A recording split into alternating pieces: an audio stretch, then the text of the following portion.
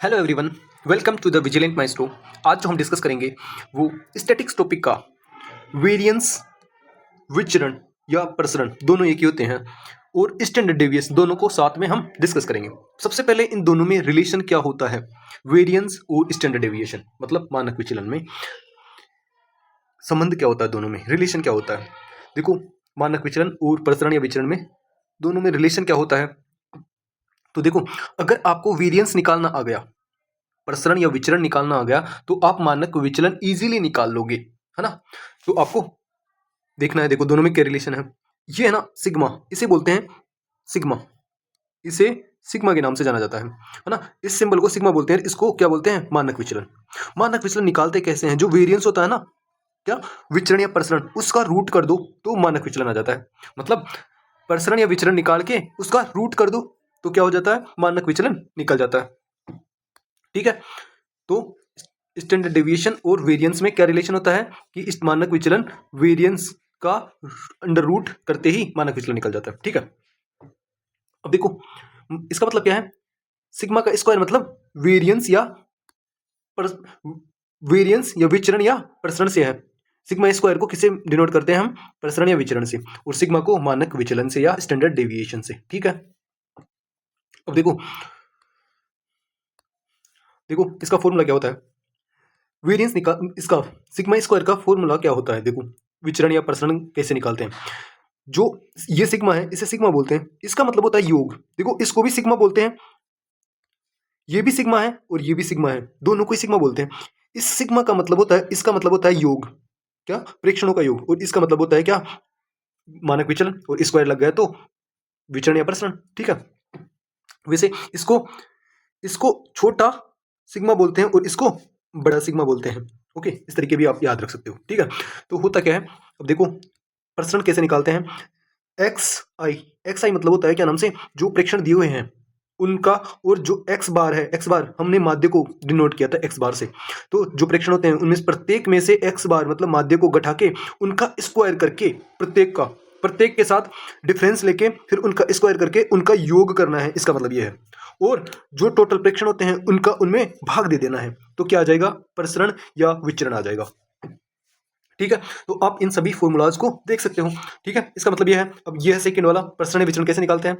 आप दूसरा तरीका ये भी अप्लाई कर सकते हो क्या, कि मतलब सभी प्रेक्षणों का स्क्वायर करके उनका योग करके उसमें प्रेक्षणों की संख्या का भाग देकर फिर उसमें से क्या करेंगे, माध्य घटा देंगे, एक्स बार को स्क्वायर करके घटा देंगे। इस तरीके से भी आप प्रसरण या विचरण निकाल सकते हो।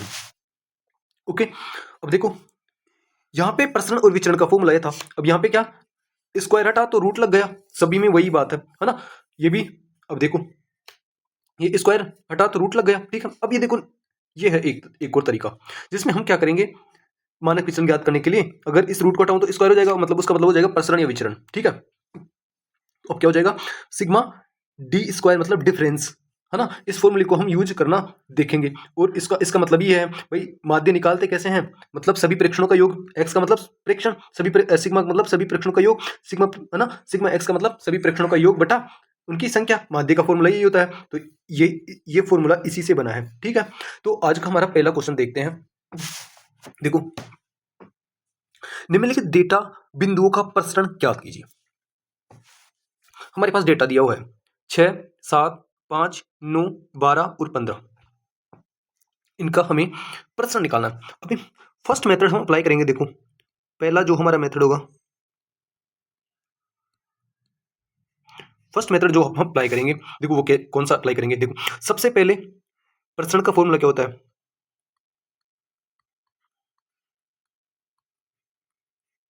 प्रसरण का फॉर्मूला क्या होता है, पहला जो फॉर्मूला होता है एक्स माइनस एक्स बार का होल स्क्वायर बटा एन। सेकेंड फॉर्मूला क्या होता है, सेकेंड फॉर्मूला होता है सिग्मा,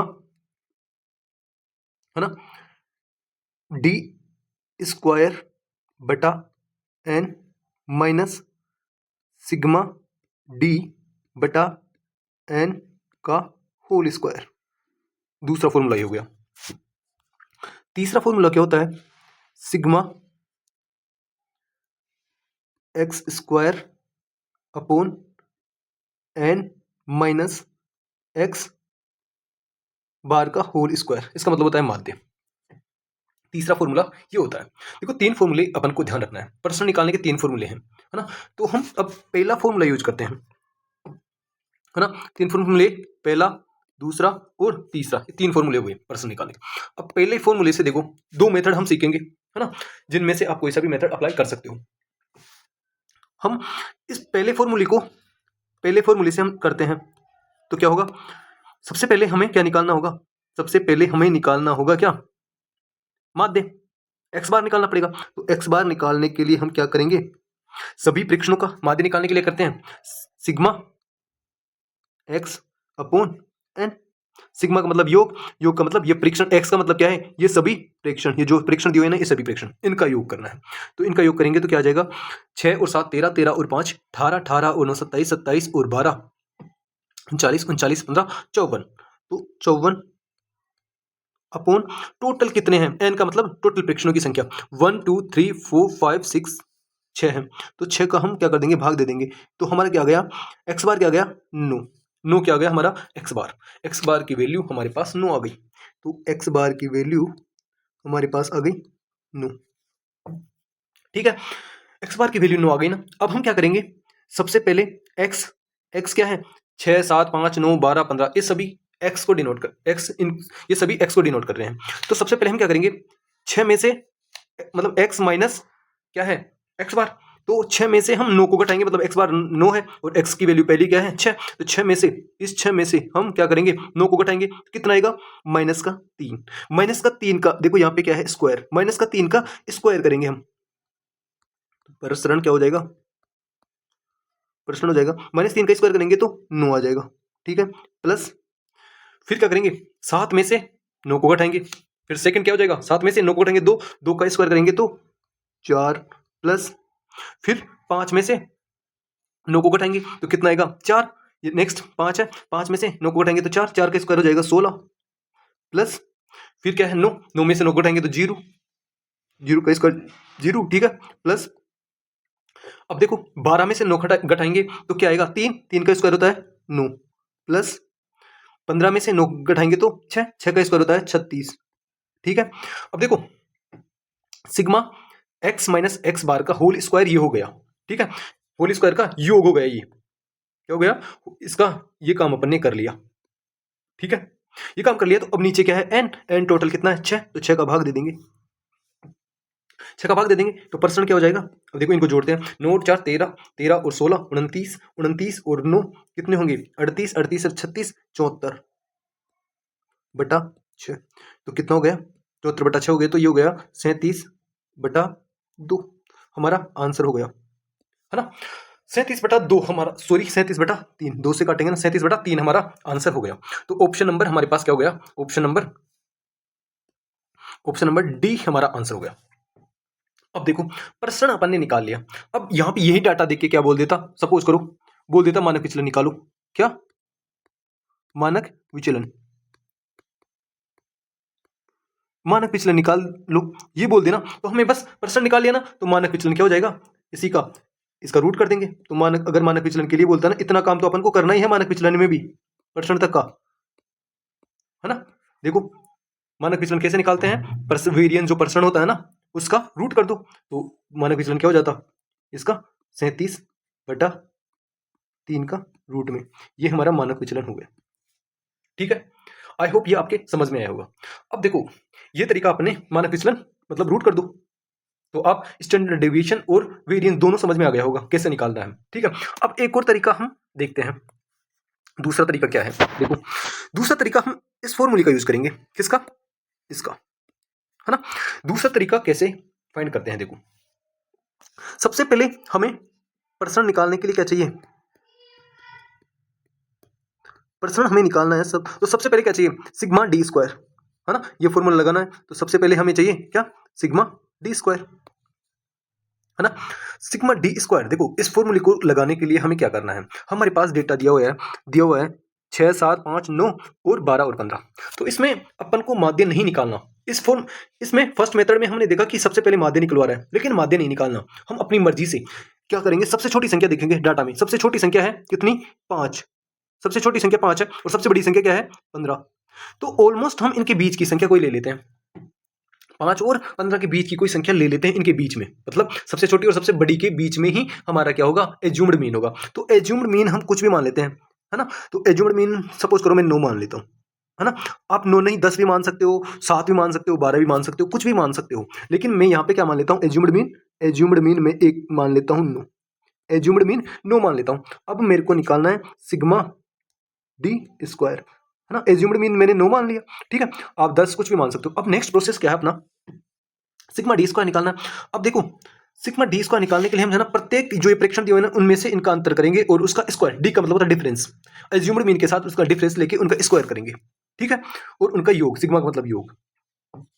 तो 6 में से 3 का डिफरेंस लेंगे, है ना। 6 में से 3 का डिफरेंस लेंगे तो कितना आ जाएगा, 3।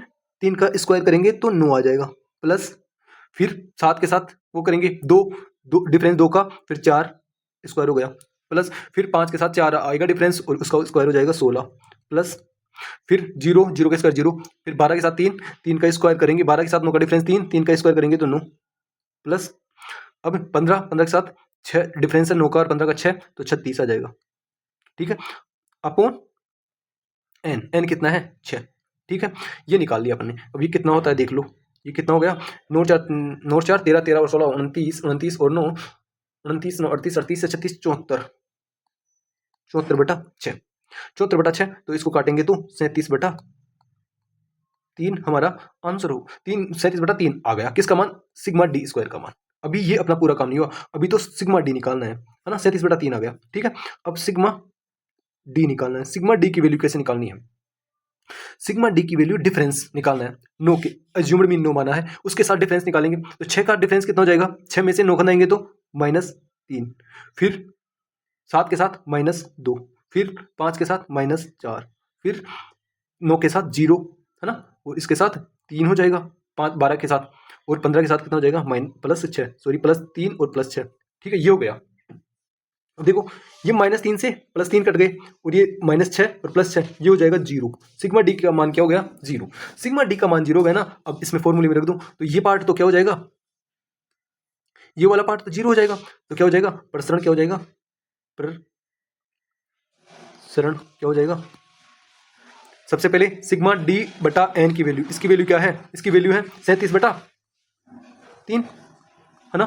37 बटा 3 माइनस सिग्मा डी, इसकी वैल्यू 0 है तो 0 ही आएगा, तो यही हमारा आंसर हो जाएगा, क्या, प्रसरण, यही हमारा आंसर हो जाएगा। अब देखो दोनों आपको सेम लग रहे होंगे क्योंकि हमने एज्यूम्ड मीन 9 लिया और यहाँ पे माध्य भी 9 ही आया, है ना। लेकिन सभी में ऐसा नहीं होगा, है ना। अब देखो यहाँ तो अपन को पहले से पता है, अपन ने निकाल लिया भाई 9 एज्यूम्ड मीन है ना। तो आप इनमें से कुछ भी एज्यूम ले सकते हो। तो आपको ये देखो ये तरीका है ना, ये तरीका, ये वाला तरीका आपको वहां अप्लाई करना है जहां पे बड़ा डाटा हो, या आप चाहो तो छोटे डाटा में भी अप्लाई कर सकते हो। सभी में ये तरीका बेस्ट है ना। ये तरीका दोनों तरीकों में से ये बेस्ट है क्योंकि इसमें अपन को मीन निकालने की आवश्यकता नहीं पड़ेगी। अपन को एज्यूम्ड मीन निकाला और डिफरेंस निकाल के डायरेक्ट करना है ना। इसमें अगर बड़ा डाटा है तो हमें उसका योग करने में भी दिक्कत हो सकती है, मीन निकालने में दिक्कत होगी, है ना। तो ये बेस्ट तरीका है, इसको अप्लाई करना है, ठीक है। नेक्स्ट क्वेश्चन देखते हैं। आई होप आपके मीन, अब देखो इसका माने पिछले निकाले तो रूट कर दो बस, है ना। तो नेक्स्ट देखते हैं हम हमारा 45वां क्वेश्चन, ठीक है। 20 प्रेक्षणों का प्रसरण 5 है। यदि प्रत्येक प्रेक्षण को 2 से गुणा किया जाए तो परिणामी प्रेक्षण का प्रसरण क्या होगा। देखो मैं इसको ऑप्शन सी ऑप्शन लगा देता हूं, इसका आंसर ऑप्शन सी होगा। कैसे, आपको 2-3 बातें याद रखनी है। 2-3 बातें कौन सी याद रखनी है, देखो आपको 2-3 बातें याद रखनी है और वो बातें कौन सी हैं वो देखो। देखो फर्स्ट आपको बात याद रखनी है क्या, जब प्रत्येक प्रेक्षण को, जब सॉरी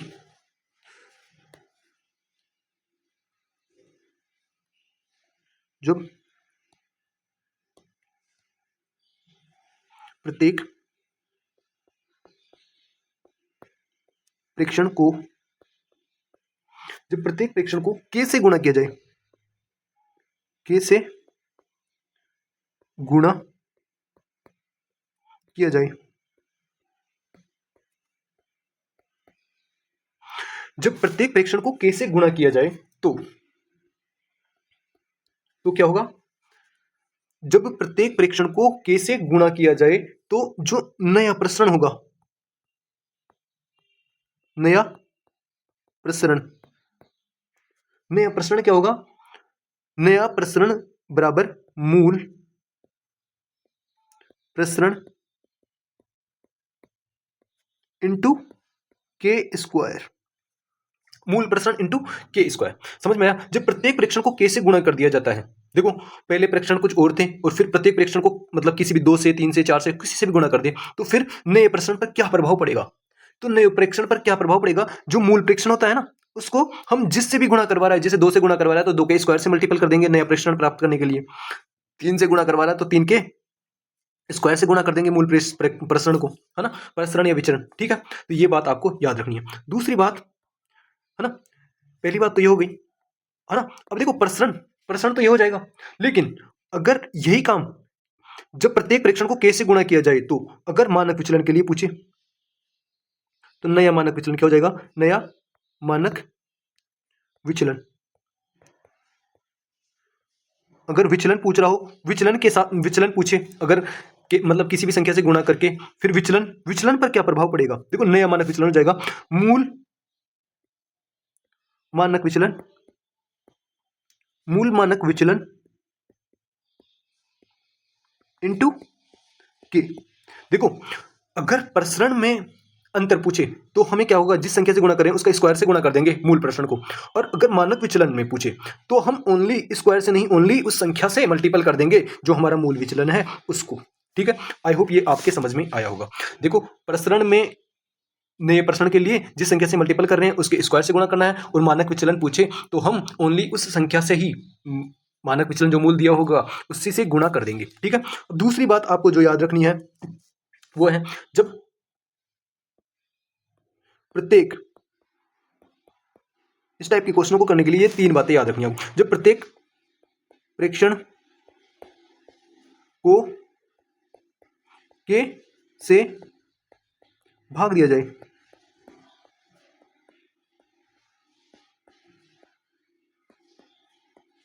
k से भाग दिया जाए तो क्या करना है? तो नया प्रसरण क्या होगा?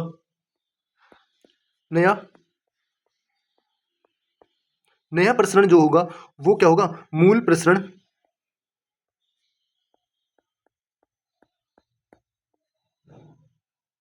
मूल प्रसरण अपॉन के स्क्वायर, इसका भाग दे देंगे।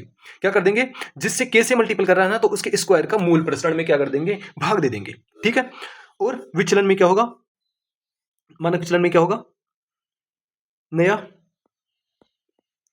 मानक विचलन, नया मानक विचलन में विचलन पर क्या प्रभाव पड़ेगा? मूल मानक विचलन, मूल मानक विचलन अपॉन के, हम ओनली के का भाग देंगे।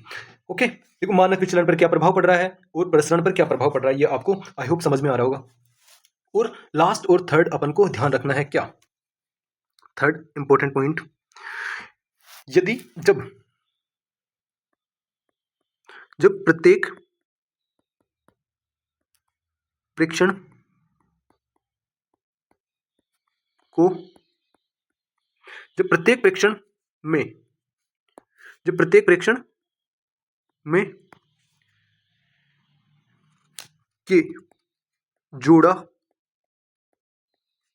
या घटाया जाए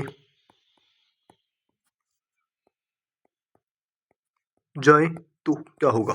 जब प्रत्येक प्रेक्षण में के जोड़ा या घटाया जाए तो प्रसरण पे क्या इफेक्ट पड़ेगा? क्या प्रसरण पे क्या इफेक्ट पड़ेगा? तो नया प्रसरण जो होगा, प्रसरण जो होगा वो बराबर होगा मूल प्रसरण के। इसका मतलब क्या हुआ कि जब जो कोई भी संख्या प्रत्येक प्रेक्षण में जोड़ी या घटाई जा रही है तो प्रसरण पर कोई भी परिवर्तन नहीं होगा, मतलब प्रसरण में कोई नो चेंज, अपरिवर्तित रहेगा। ठीक है, या और मानक विचलन पे नया जो मानक विचलन होगा, मानक विचलन बराबर होगा मूल मानक विचलन के।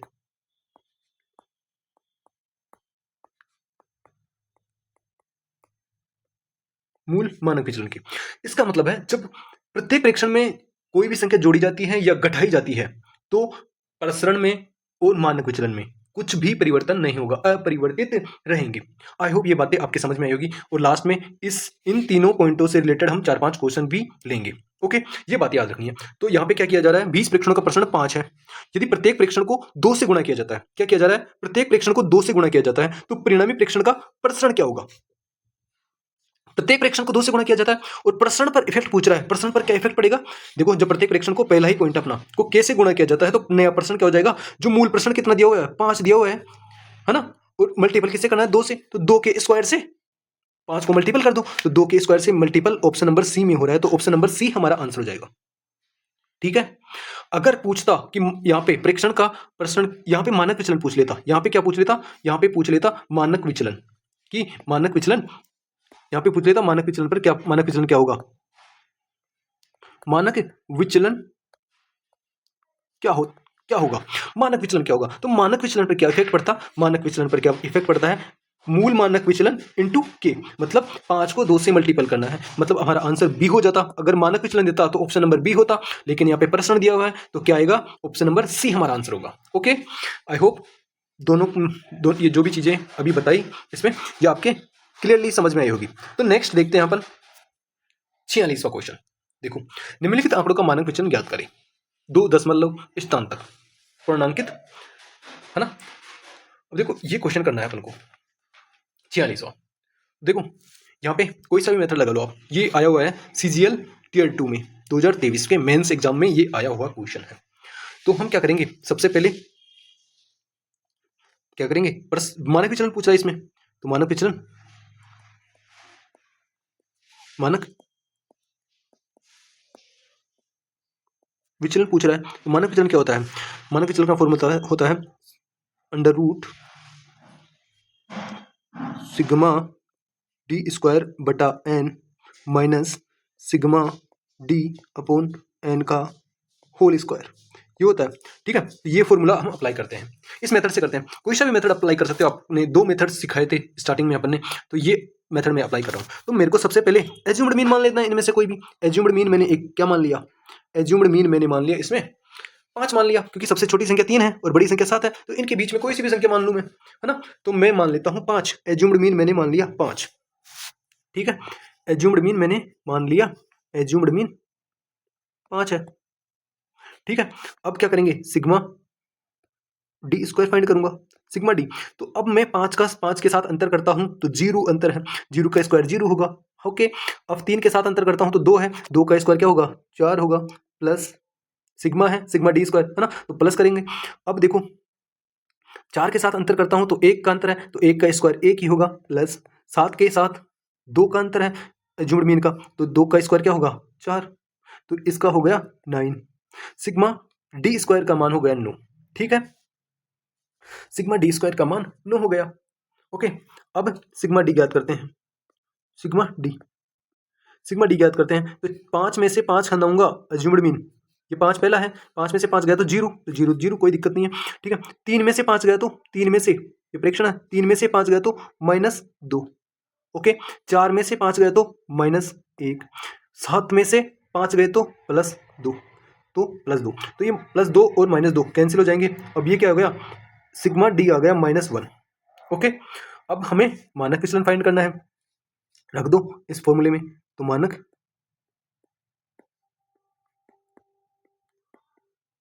विचलन क्या हो जाएगा, मानक विचलन is equal to sigma root sigma D square का मान क्या है 9 अपॉन नीचे क्या है, टोटल संख्या है 4 है, तो 4 लिख दो, माइनस अब क्या है डी -1 है।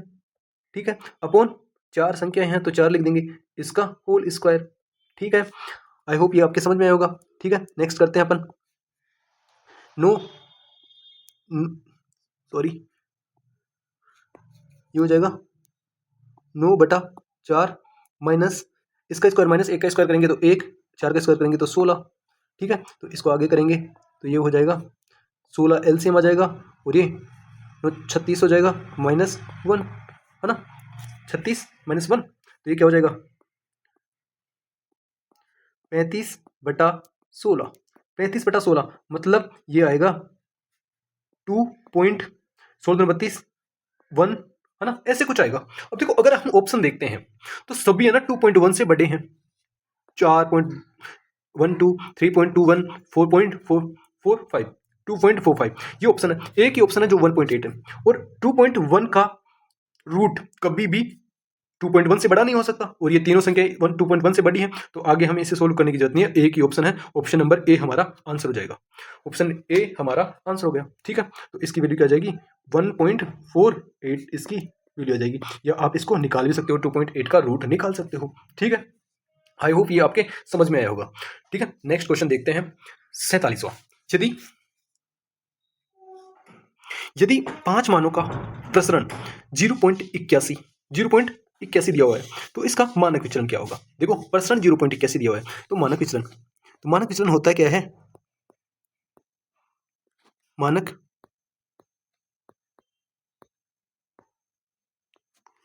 विचलन is equal to under root में प्रसरण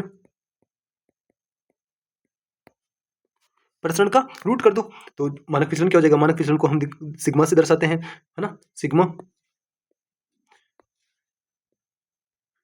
इज इक्वल टू प्रसरण रूट में 0.81, इसका रूट निकालेंगे तो क्या हो जाएगा, इज इक्वल टू 0.9 हमारा आंसर हो गया।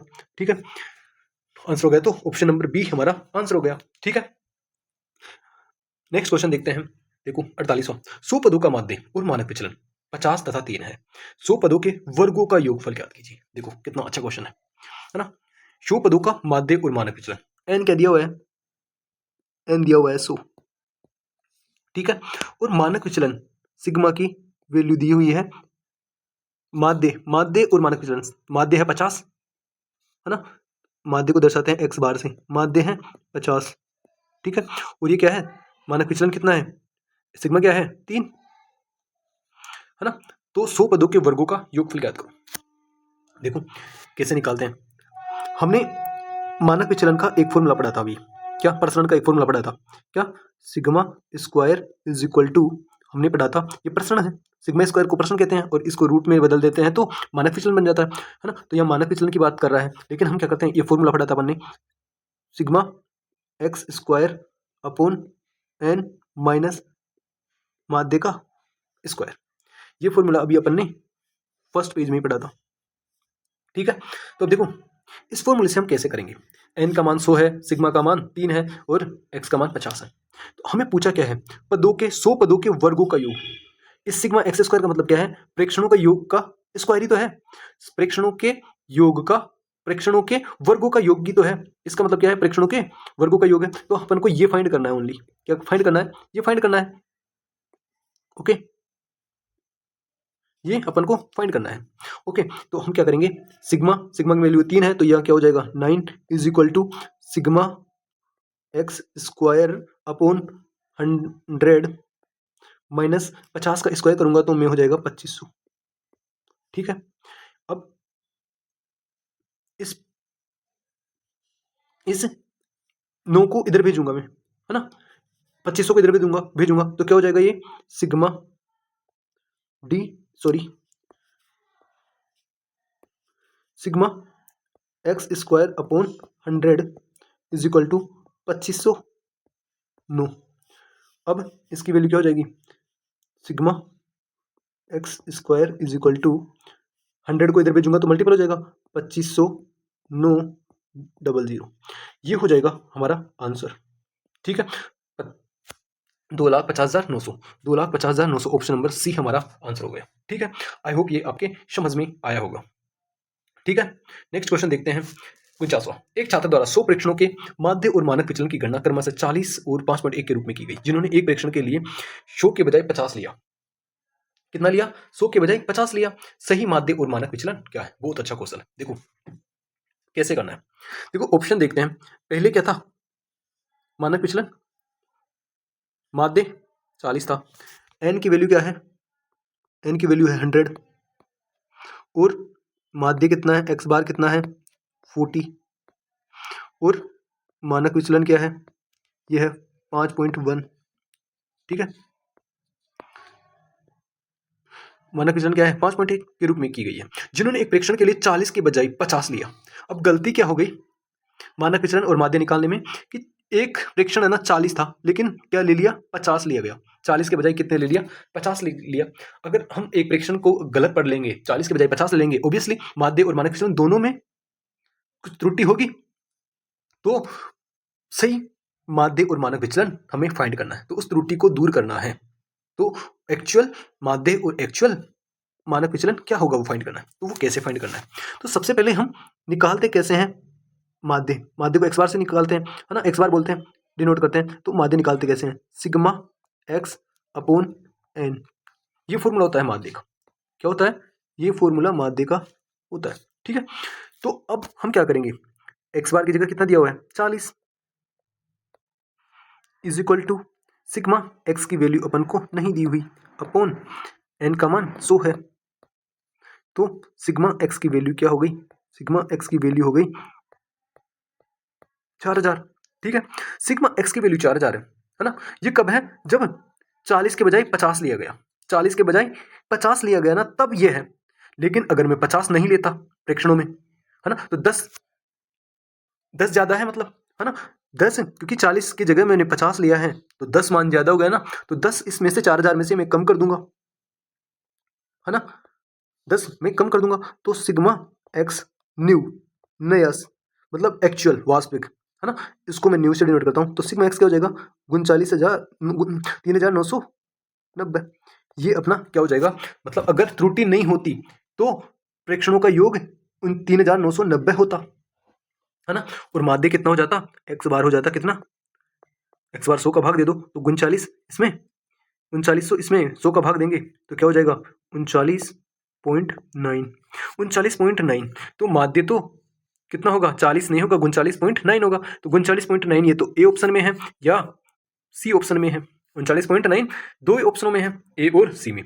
अब देखो मानक विचलन पे आते हैं, तो मानक विचलन सी ऑप्शन में 50 है और ए ऑप्शन में 5 है ना। और यहाँ पे 5.1 है, मतलब 5.1 के नजदीक ही होगा मानक विचलन, 5.1 के नजदीक होगा। ऐसा तो है नहीं वही 50 हो जाएगा 5 से डायरेक्ट, है ना। तो हमारा ऑप्शन नंबर ए ऑप्शन हो जाएगा आंसर, क्योंकि 50 तो बहुत ज्यादा है और इतना 10 के अंतर से इतना डिफरेंस हो नहीं सकता मानक विचलन में। तो हमारा आंसर कितना हो जाएगा 39.9 और 5। ओके, अब देखो यहाँ तो ऑप्शन बहुत बहुत दूर है, इसलिए अपन को कैलकुलेशन नहीं करनी पड़ी, है ना। लेकिन सपोज करो मतलब कैलकुलेशन नजदीक होती, यहाँ पे 5.2 दे देता, 5 यहाँ पे 5.2 दे देता 50 ना देके, तो फिर अपन को, या 4.9 दे देता, ऐसा पास में दे देता, फिर अपन को कैलकुलेशन करनी पड़ती। फिर उस केस में हमें कैसे करना चाहिए था। तो यहाँ तक तो आपको करना ही है, ठीक है। अब नेक्स्ट स्टेप अपनी क्या होगी, नेक्स्ट स्टेज होगी, देखो एक फॉर्मूला अपन ने पढ़ा है मानक विचलन का, प्रसरण का, sigma square is equal to sigma x square upon N minus X bar का होल स्क्वायर, एक्स बार का होल स्क्वायर। ठीक है, ये क्या हो गया, ये फॉर्मूला आपको याद रखना है। जितने भी फॉर्मूले, 4-5 फॉर्मूले लिखवाए थे ना स्टार्टिंग में फर्स्ट पेज में, वो आपको याद होनी चाहिए। ठीक है, तो इस फॉर्मूले से हम करेंगे, देखो, है ना। अब देखो सिग्मा कितना है अपना 5.1, तो इसकी जगह 5.1 का होल स्क्वायर करेंगे। अब is equal to sigma x square अपन को पता नहीं है, सिग्मा एक्स स्क्वायर अपन को पता नहीं है, एन की वैल्यू कितनी है 100 है तो 100 लिख लेंगे। फिर माइनस कितना है, माध्य कितना है 40, तो 40 का स्क्वायर करेंगे तो 1600 हो गया। ठीक है, ये हो गया। तो अपन क्या करेंगे, इसको 5.1 का स्क्वायर करेंगे तो 5 51 2601, है ना। तो ये करेंगे 2651 का स्क्वायर होता है 26.01, ये क्या हो जाएगा 5.1 का स्क्वायर हो जाएगा is equal to sigma x square upon 100 minus 1600। ठीक है, तो अब हम निकालेंगे sigma x square upon 100 is equal to 1600, ये इधर माइनस में है तो 26.01 की तरफ भेजेंगे तो ये हो जाएगा 1626.01। 100 से मल्टीपल करेंगे तो ये क्या हो जाएगा, 100 से मल्टीपल करेंगे तो 100 यहाँ से हट जाएगा और इधर मल्टीपल हो जाएगा तो यहाँ से पॉइंट हट जाएगा, ये पॉइंट हट जाएगा तो 0.1, ये आंसर हो जाएगा। सिग्मा एक्स स्क्वायर ये क्या है, जब त्रुटि हो गई ना, जब त्रुटि हो गई 40 की जगह 50 ले लिया तब सिग्मा एक्स स्क्वायर का मान ये आएगा। अब इसको अपन को सुधारना है, इसको सुधारना है तो क्या करेंगे, सबसे पहले तो 40 के बजाय 50 लिया, 50 का स्क्वायर लिया है यहाँ पे, तो 50 का स्क्वायर माइनस करेंगे। सबसे पहले तो 50 का स्क्वायर माइनस करेंगे और जोड़ेंगे कितने का, अपन को 40 लेना है 50 की जगह, तो 50 40 का स्क्वायर जोड़ना है। ठीक है, तो 50 का स्क्वायर माइनस करना है और 40 का स्क्वायर जोड़ना है, तो सिग्मा सॉरी तो क्या हो जाएगा 16 26 सिग्मा एक्स स्क्वायर, ये हो जाएगा न्यू, नया क्या हो जाएगा अपना न्यू, मतलब एक्चुअल या न्यू वास्तविक, है ना। तो 2601 माइनस ये हो जाएगा 2500 माइनस हो जाएगा प्लस 1600, है ना। मतलब 1600 और 2500 मतलब माइनस 900, 900 इसमें से माइनस करना है, 900 इसमें से माइनस करना है। 900 माइनस करेंगे तो कितना आ जाएगा, 900 माइनस करेंगे तो 16,000 1700 2600 है, 900 करेंगे 1701, ये आ जाएगा। ठीक है, आई होप यहाँ तक आपके समझ में आया होगा। अब ये न्यू आ गया, न्यू आ गया तो करना क्या है, अब निकाल लो, ये फॉर्मूले में रख दो। फॉर्मूले में रखेंगे तो सिग्मा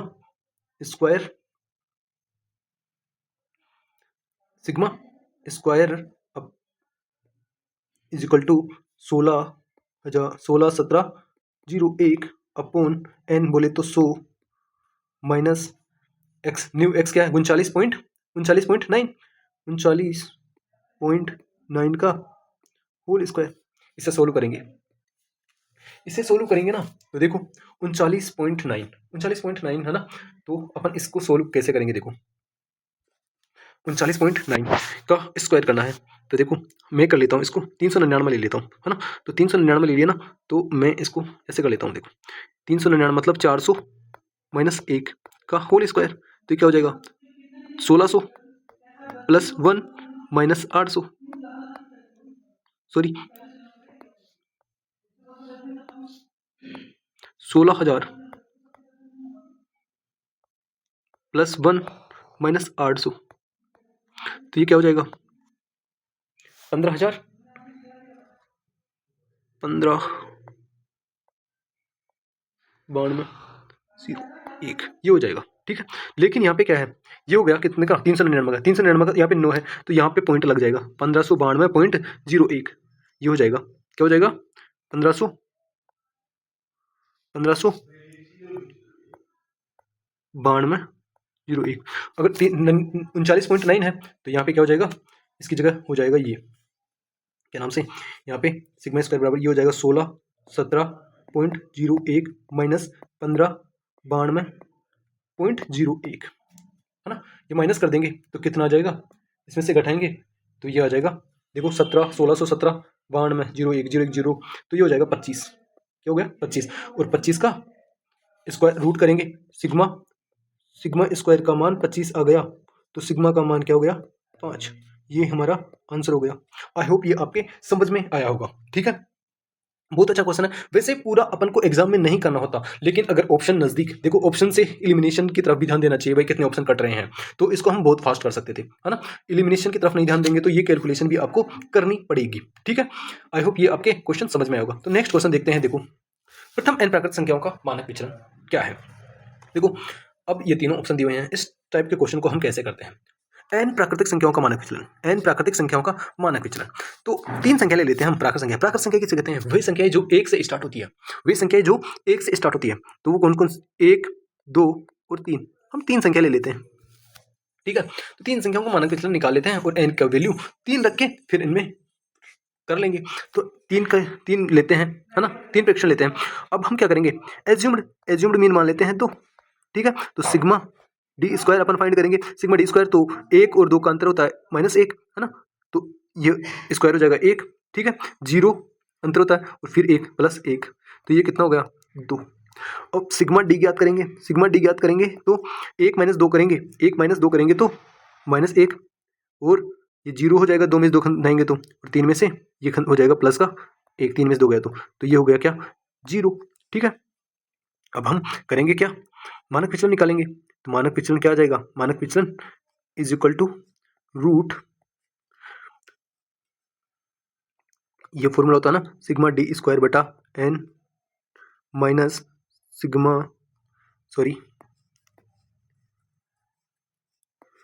ये होता है ना मानक विचलन का फॉर्मूला, आपको याद होना चाहिए, upon sigma D square upon N minus sigma D upon N का होल स्क्वायर, ये होता है। ठीक है, तो हम निकालेंगे sigma is equal to, sigma D square क्या होता है, 2 अपॉन एन की वैल्यू 3 है।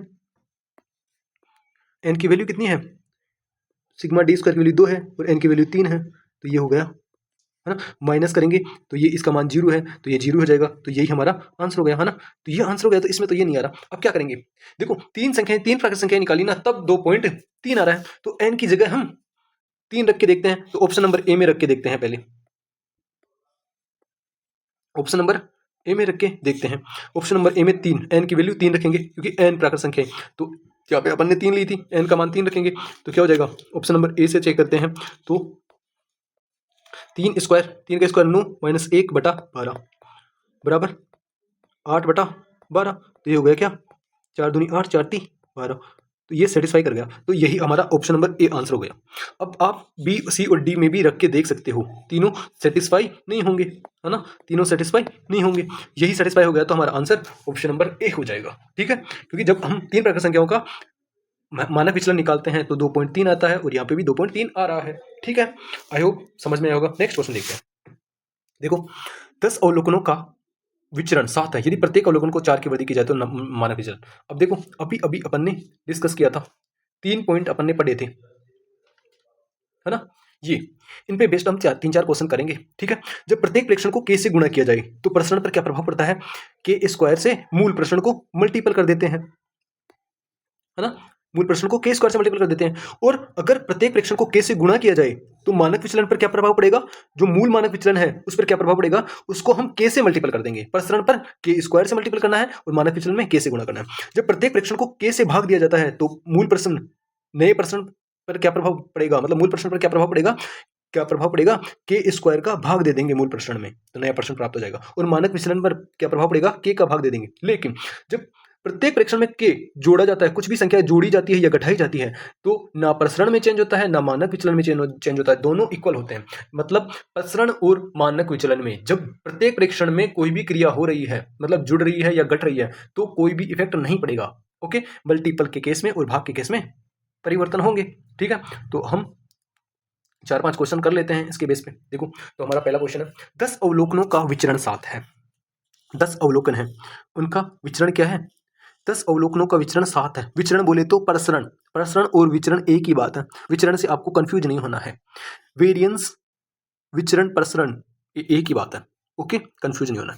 यदि प्रत्येक अवलोकन में 4 की वृद्धि की जाए तो नया मानक विचलन क्या होगा, नया मानक विचलन क्या होगा।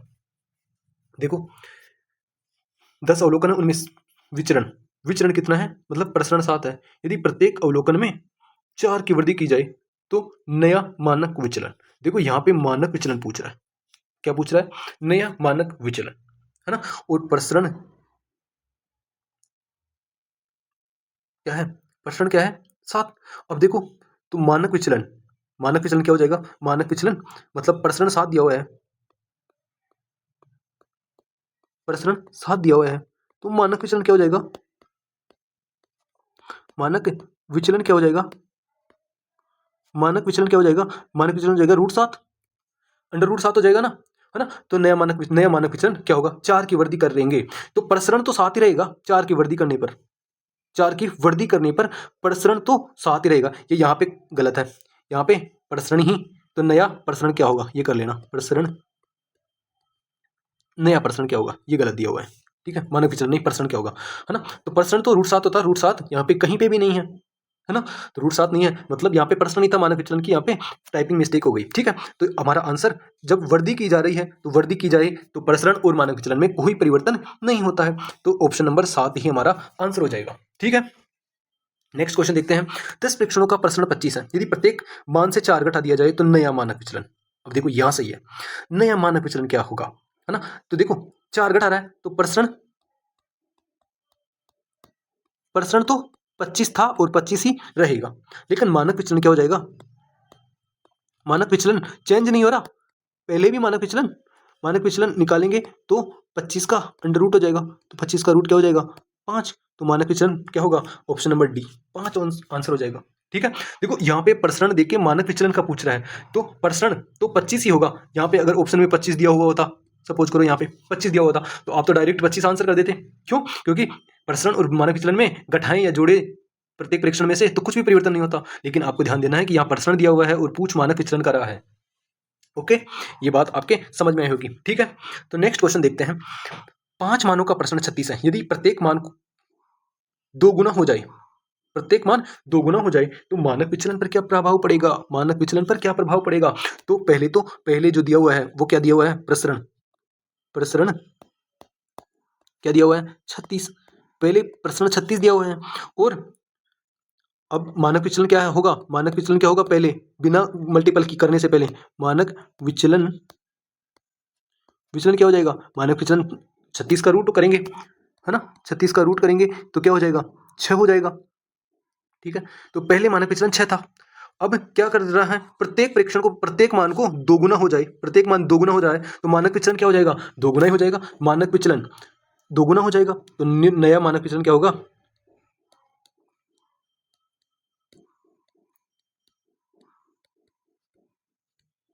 नया मानक विचलन क्या हो जाएगा? 6 इंटू 2 इज इक्वल टू 12। ठीक है, तो 12 हमारा ऑप्शन नंबर ए आंसर हो जाएगा।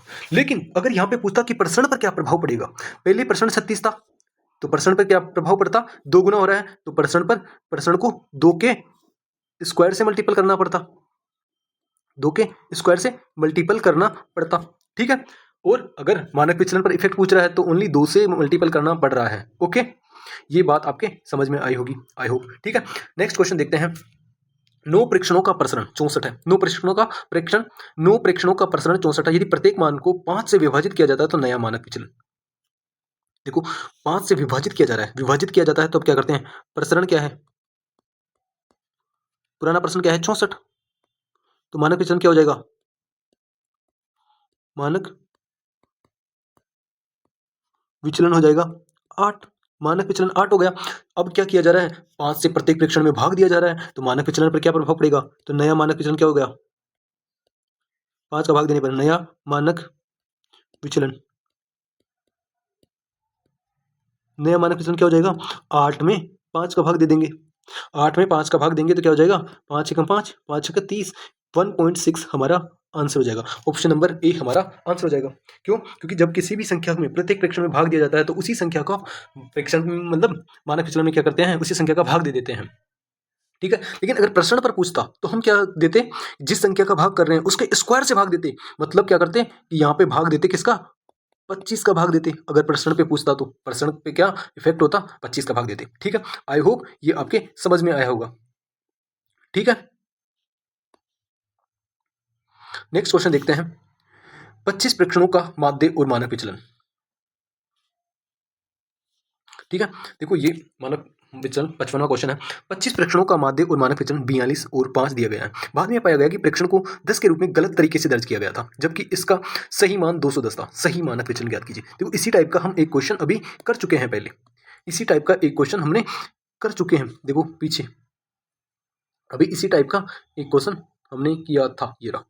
देखो सेम उसी टाइप का है। यहाँ 40 के बजाय 50 ले लिया गया था, और यहाँ पे अपन ने लिया है 210 के बजाय कितना? 10। 210 के बजाय 10 लिया गया है। देखो 10 के रूप में गलत तरीके से दर्ज किया गया, जबकि इसका सही मान 210 था। ठीक है, तो इसे कैसे करेंगे? एन का मान क्या है? एन का मान है 25। 25 प्रेक्षण है, और मानक विचलन और माध्य कितना है? एक्स बार कितना है?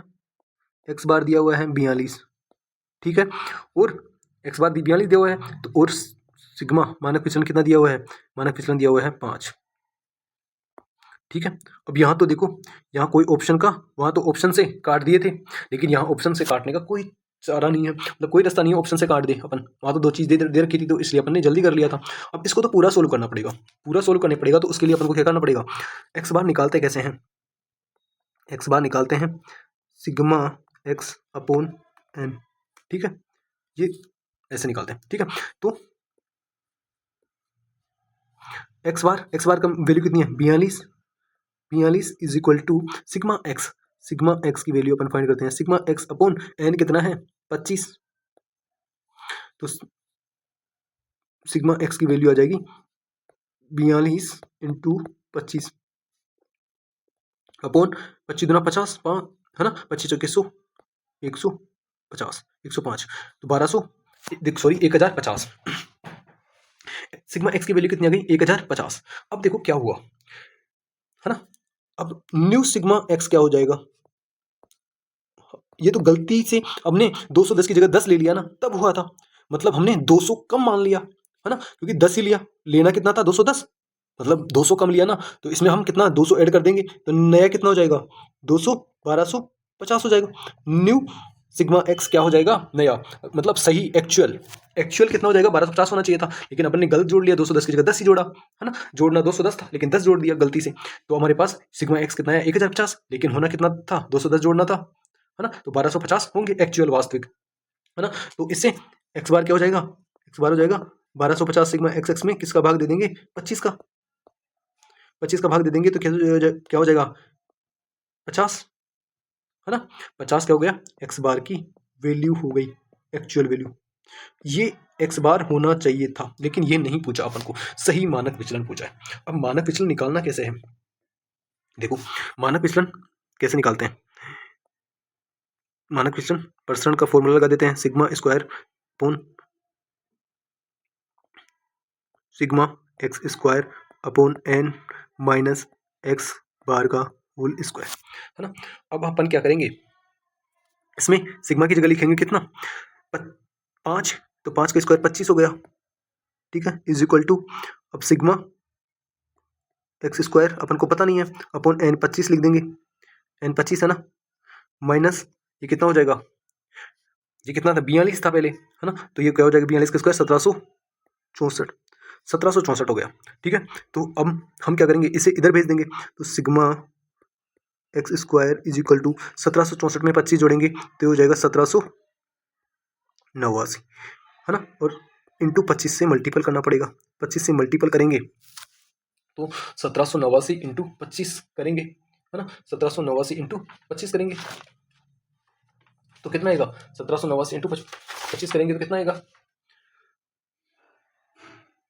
5 25 25 नाम का 225 5 है ना, 25 नाम का 225 5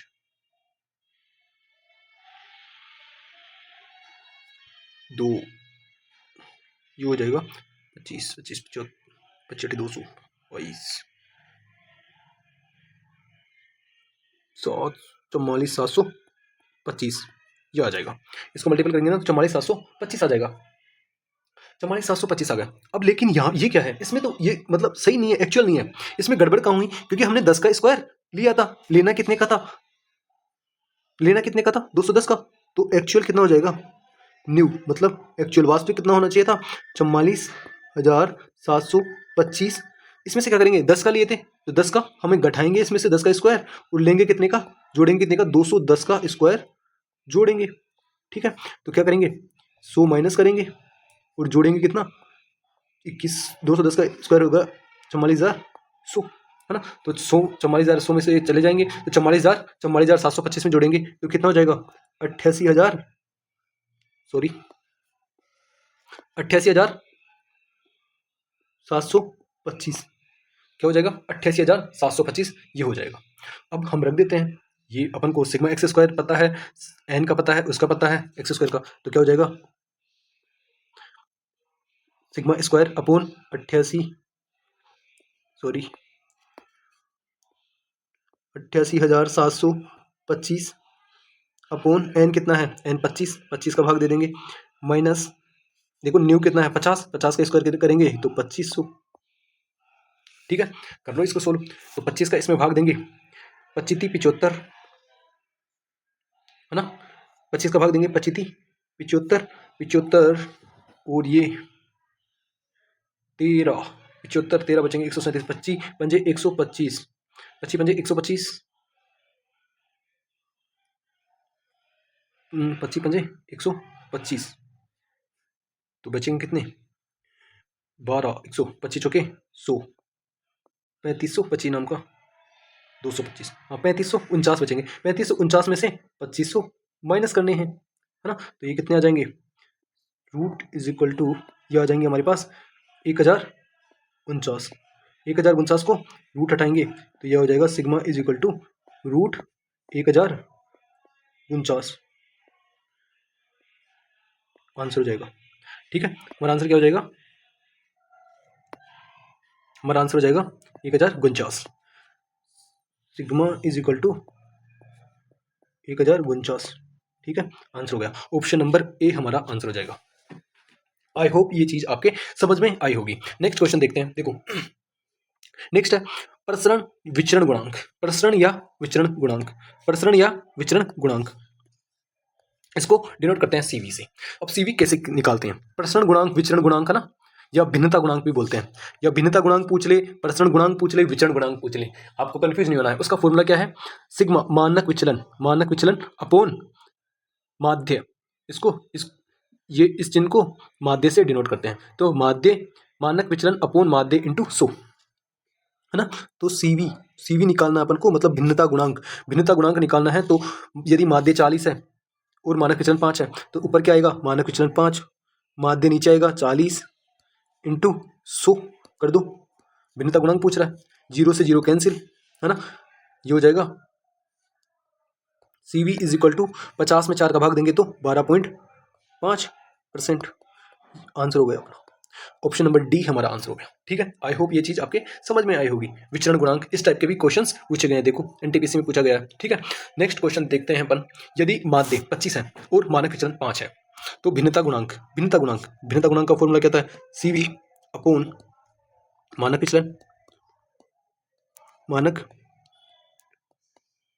विचलन अपोन माध्य इंटू 100। ठीक है, तो सीवी इज इक्वल टू मानक विचलन कितना होगा, 5 अपोन माध्य 25 गुणा 100, तो क्या हो जाएगा 20%। आंसर हो गया 20%, ऑप्शन नंबर ए। ठीक है, एनटीपीसी में पूछा गया ये। आई होप ये क्वेश्चन भी आपके समझ में आया होगा। नेक्स्ट क्वेश्चन और हमारा आज का लास्ट क्वेश्चन। देखो, एक क्रिकेट मैच में खिलाड़ियों के रनों को इस प्रकार माना जाता है कि विचरण गुणांक 16 है और माध्य 25 है, तो प्रसरण ज्ञात करना है ना। देखो प्रसरण ज्ञात करना है, क्या क्या दिया हुआ है, एक क्रिकेट मैच में खिलाड़ियों के रनों को इस प्रकार माना जाता है कि विचरण गुणांक को सीवी से दर्शाते हैं। ठीक है, अपोन 16 है और माध्य 25 है, तो प्रसरण निकालना है। तो देखो कितना अच्छा है। अब सीवी का क्या होता है, मानक विचलन अपोन माध्य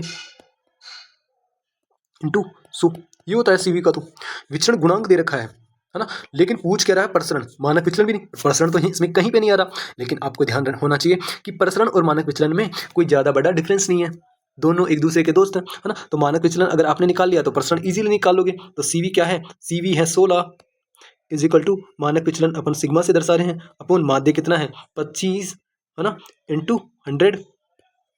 ठीक है, तो ये सिग्मा क्या हो जाएगा, sigma is equal to 16 into 25 बटा 100। ठीक है, तो क्या हो जाएगा 25 चौके 100, है ना, 4 चौक 16। तो मानक विचलन क्या आ गया, 4 आ गया। मानक विचलन 4 आ गया। अपन को चाहिए प्रसरण क्या होता है, मानक विचलन का स्क्वायर सिग्मा स्क्वायर क्या हो जाएगा, 4 का स्क्वायर, दोनों तरफ वो कर दो, तो 16 हमारा आंसर हो जाएगा। तो ऑप्शन नंबर सी हमारा आंसर हो गया। प्रसरण क्या हो गया 16। ओके, आई होप आपके ये समझ में आया होगा, क्योंकि मानक विचलन का स्क्वायर ही प्रसरण होता है और मानक विचलन प्रसरण का रूट होता है। ओके, आई होप ये वीडियो आपके लिए हेल्पफुल होगी।